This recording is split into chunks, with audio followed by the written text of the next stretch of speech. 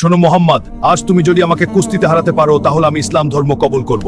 মক্কার যুগে এক শক্তিশালী পালোয়ান ছিল, নাম ছিল রুকানা ইবনে আবু ইয়াজিদ। আরব জুড়ে তার শক্তির খ্যাতি ছড়িয়েছিল, বলা হতো সে কখনোই কারো কাছে হারেনি। অহংকারই ছিল তার স্বভাব। সে সময় হযরত মুহাম্মদ সাল্লাল্লাহু আলাইহি ওয়াসাল্লাম মানুষকে আল্লাহ তাআলার বাণী পৌঁছে দিচ্ছিলেন, ন্যায়, সত্য ও মানবতার শিক্ষা দিচ্ছিলেন, কিন্তু রুকানা এসব উপহাস করত।